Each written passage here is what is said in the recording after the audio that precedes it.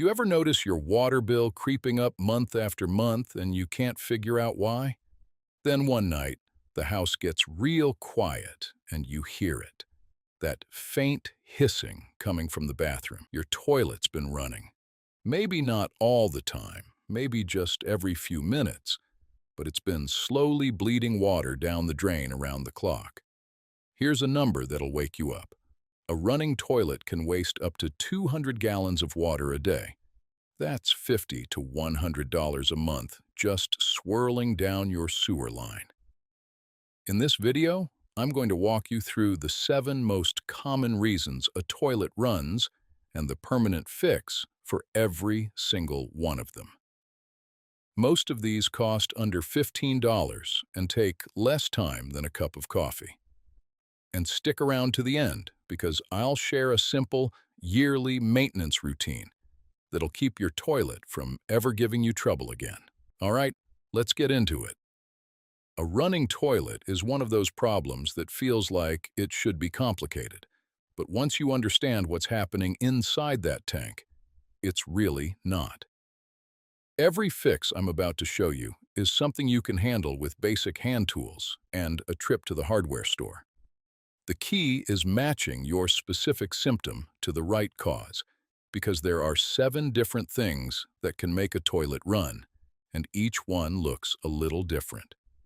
Before we start diagnosing, let me quickly walk you through how a toilet flush cycle actually works, because if you understand this, everything else clicks into place. When you push the handle, it lifts a chain connected to a rubber flapper at the bottom of the tank.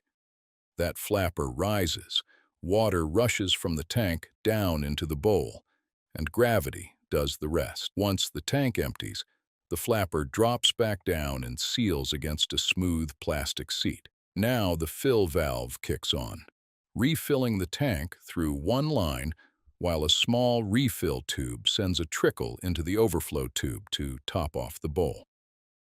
The water rises in the tank until the float reaches a set level and tells the fill valve to shut off. That's it. Every running toilet problem traces back to one of those components not doing its job. So let's find yours. The number one cause of a running toilet, and I mean this accounts for probably half the service calls I ever went on, is a worn or warped flapper. Here's what it sounds like. Every few minutes, you hear the fill valve kick on for maybe 15 or 20 seconds, then shut off. Then silence. Then it kicks on again. What's happening is the flapper isn't sealing against the seat anymore. Water is slowly leaking past it into the bowl. The tank level drops, and the fill valve turns on to refill. Over and over, all day and all night. Here's how you confirm it. Go to your kitchen, grab some food coloring, take the lid off your tank, drop about 5 or 6 drops of food coloring into the tank water, and then walk away. Don't flush. Come back in 15 or 20 minutes. If that colored water has shown up in the bowl, your flapper is leaking. That's your culprit. The fix is simple. Shut off the water at the supply valve behind the toilet. Flush to empty the tank and unhook the old flapper from the overflow tube. Most flappers just have 2 ears that snap onto pegs on either side of the tube. Take it with you to the hardware store so you get the right size. A universal flapper runs about $5 to $10. Snap the new one on, hook the chain back up, turn the water on, and you're done. Now here's something I want you to hear. If you've been using those blue chlorine drop-in tablets in your tank, that is almost certainly what destroyed your flapper. Those tablets eat rubber alive. I've pulled flappers out of tanks that were gummy, warped, practically disintegrating, and every single time there was a chlorine tablet sitting in there. If you want to keep your bowl clean, use an in-bowl cleaner instead. Leave the tank water alone. Next one is the chain length. And this is so simple, it almost feels like it shouldn't be its own category.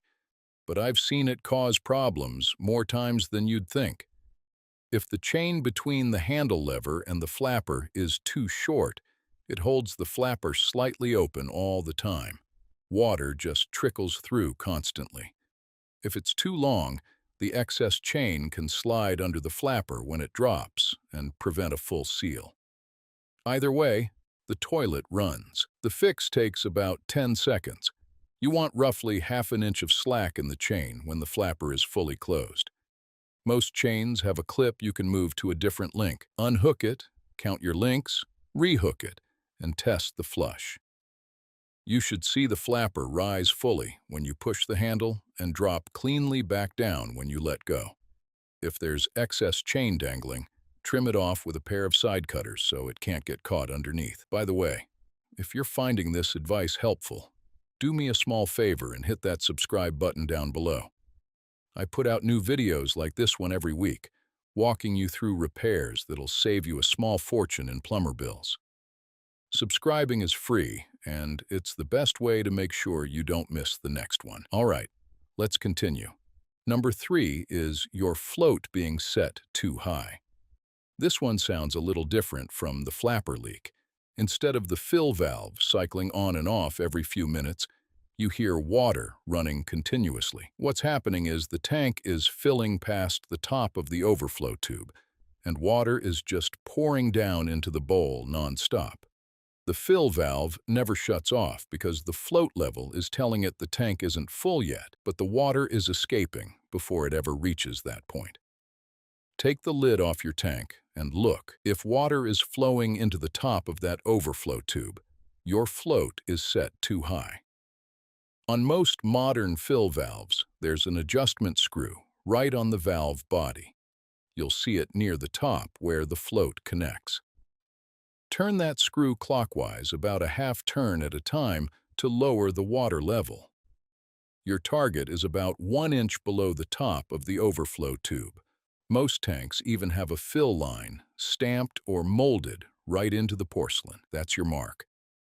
If you've got an older toilet with a ball float on a brass rod, the adjustment is even simpler. You gently bend the rod downward just a little bit. That lowers the ball, which tells the fill valve to shut off sooner. Go slow with this. A little bend goes a long way. Flush. Watch the tank fill and check where the water level settles. Adjust again if you need to. Number 4 is a worn fill valve. This is the one that hisses. You'll hear it as a constant, high-pitched hiss coming from inside the tank. Or you might get what folks call ghost flushing, where the toilet seems to refill on its own even though nobody touched it.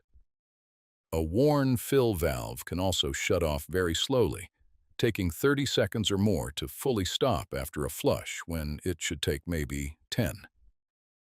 The good news is a universal fill valve costs about $12 to $15, and the swap takes maybe 15 minutes. Shut off the supply valve, flush the tank, and sponge out whatever water is left in the bottom. You'll see a supply line connection underneath the tank on the outside, and a lock nut holding the fill valve in place. Disconnect the supply line, unthread that lock nut, and pull the old valve straight up and out. Drop the new one in. Adjust the height so the overflow clip sits about an inch above the overflow tube.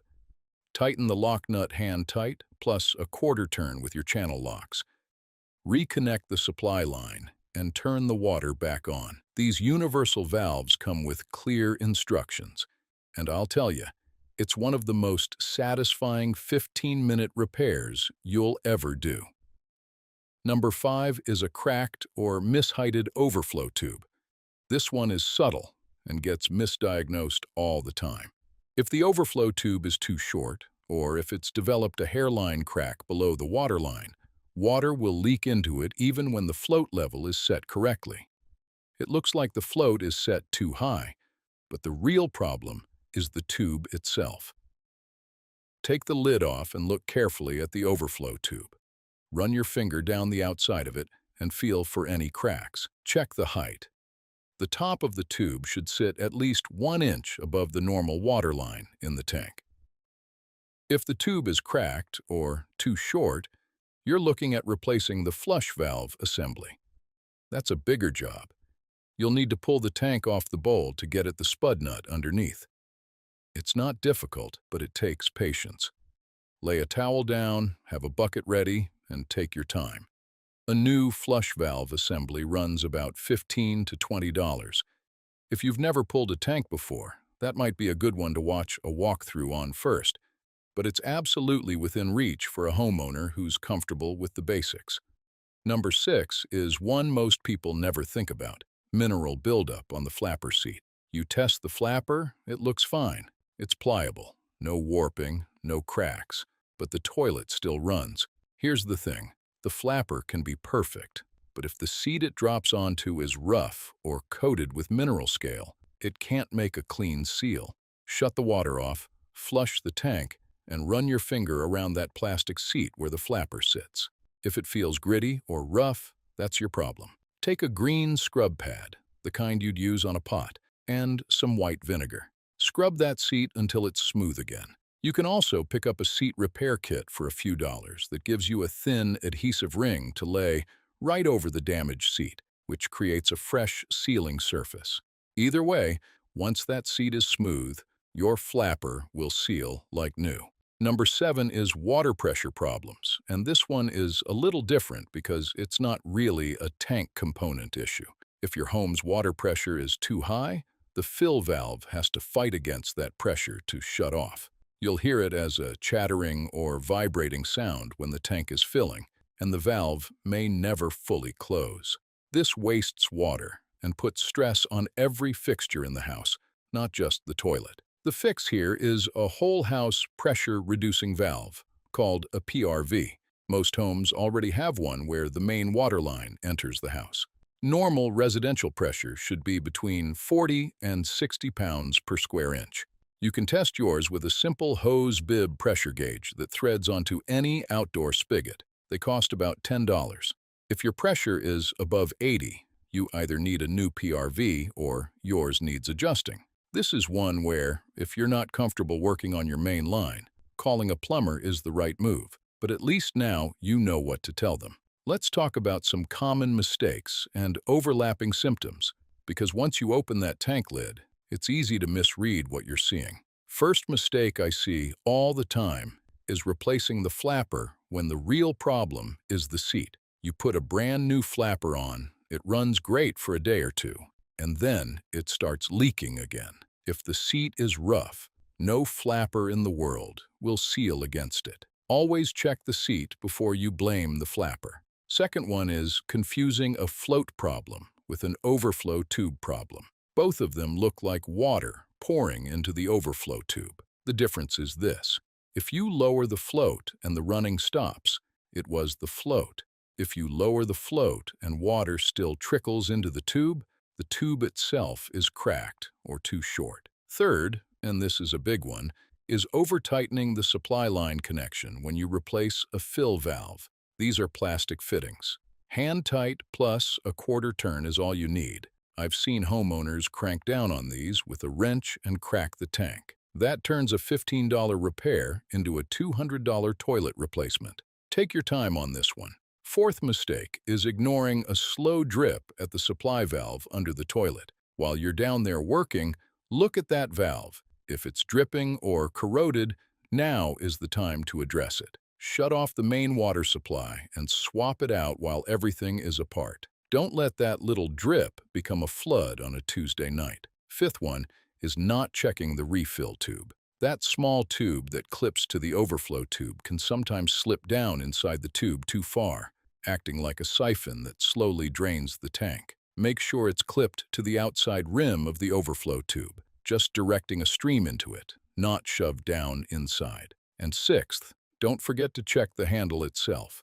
If the handle is loose or the mounting nut is corroded, the lever arm might not be lifting the chain at the right angle, which means the flapper doesn't open all the way or doesn't drop cleanly. A new handle and lever costs about $5 and takes 2 minutes.